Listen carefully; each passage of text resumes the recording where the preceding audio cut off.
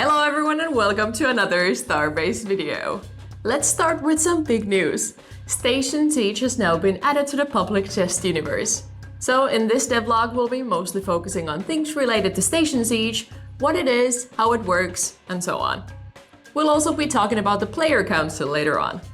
So, Station Siege is a mechanic that can be used to attack and possibly capture someone else's station. Station capture gameplay brings a new type of purpose for PvP along with a more clear goals to work towards.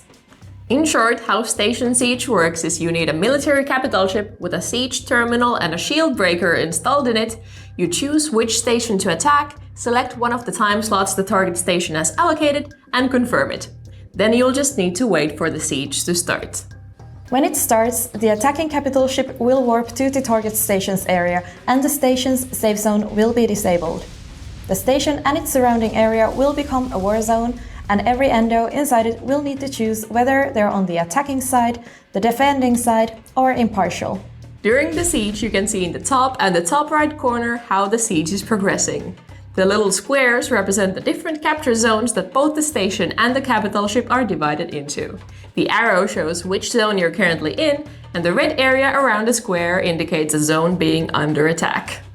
Once the progress bar has been fully filled, a zone will be captured, and once enough zones have been captured, the ownership of the station will transfer and the attackers will become new defenders.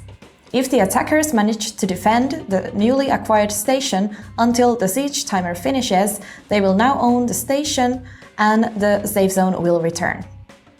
It's good to note that even though Siege has been added to the PTU, it's not a finished feature yet. There are plenty of things we wish to add to it, such as better visual effects to help you see which area of the station is under attack, the possibility to siege moon bases and possibly other capital ships as well, the possibility for unaffiliated capital ships to join the battle, among other additions.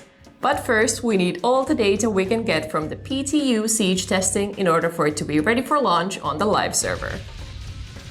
There are some additional details and limitations regarding the sieges as well, which you can read all about on the wiki linked in the description below.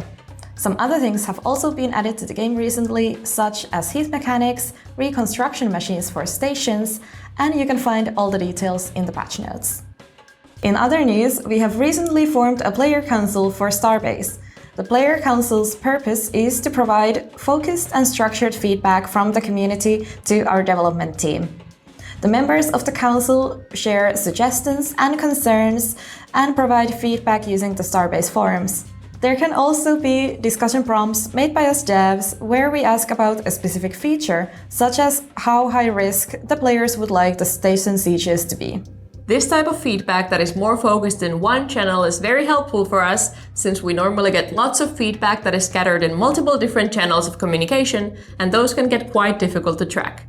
However, this doesn't mean that we'll be only listening to the player council for feedback from now on. We'll still be keeping an eye on all the other places as well. Currently, the council consists of active and prominent players and members of the community that we've invited to join, and they all represent different playstyles and are from different companies in order to reduce the chance of any biases. What's more, the council isn't used for fine-tuning designs such as stat changes or balancing, so there is no need to worry about the people in the council having an unfair advantage of knowing about such changes in advance. The council discussions are only visible to the council members and us developers in order for the people in the council to be able to discuss the game in peace. However, a summary of important discussions will be gathered and published regularly for the rest of the community to read.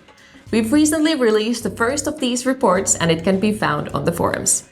Since it's been a while since the last dev vlog, a lot of things have happened within the Starbase community. One of the most notable things was the first ever EOSCon that was held by the community for the community. At EOSCon, all the ship designers in the universe were able to show off their work for all of Endokind and possibly sell some ships or other things.